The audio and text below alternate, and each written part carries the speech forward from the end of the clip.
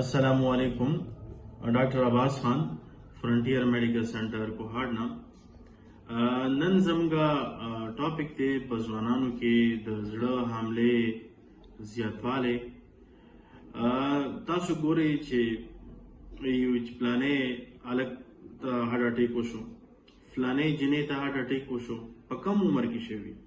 حالانکه موږ دا سوچ کو چې یوازې هارت اٹیکس یا د زړه حمله په زړه کسانو کېږي چې عمرونه زیات دي حالانکه داسې نه ده بلکې ځوانانو کې هم واقع کېدلی شي د دې مختلف وجوهات یا ریسک فیکټرز دي راځو به اول چې زموږه لایف سټایل دی زموږ ځوانان نن سبا آرامه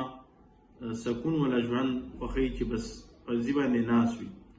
ورسره د سکرین استعمال ډېر زیات دی د موبایلز د گیمز او د دې استعمال ډېر زیات دی شپه ورځ ته ناست وي او بېقاعده خواړه استعمال او د خوب کموالی دا شیان کولی شي چې په ځوانانو کې د زړه حملې طرف ته زیاتوالی راولي بل زموږه خواړه دي موږ نن سبا های پروسس خواړه کم زیات استعمالو او هغه سپایس خوراکونه استعمالو کوم کې چې مالګې مقدار زیات دی بل ورسره سټریس دی زموږ نن سبا د کار د بیروزګارۍ د کار نشتون سوچونه فکرونه د سوشل میډیا باندې عجیبه خبرونه او غیر ټینشن پیدا کېدل د مالی حالت د ځوانانو نه ښه کېدل دا ټول داسې حالات دي چې دا زموږه کارټیسول لیول باندې افیکټ کوي او بلډ پریشر باندې امپیکټ کوي بل د سبسټانس یوز دي یو قسم شیان استعمالول لکه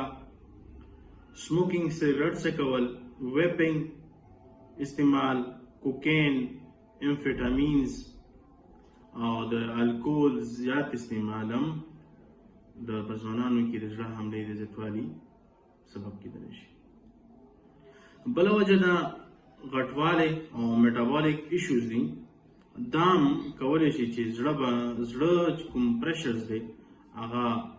سیوا کړي او همدغسې شوګر رامنځته کړي او بیا تاسو ته پته چې شوګر هم د زړه د دورې سبب کېدلی شي او بلډ پریشر هم بله وجه بل سبب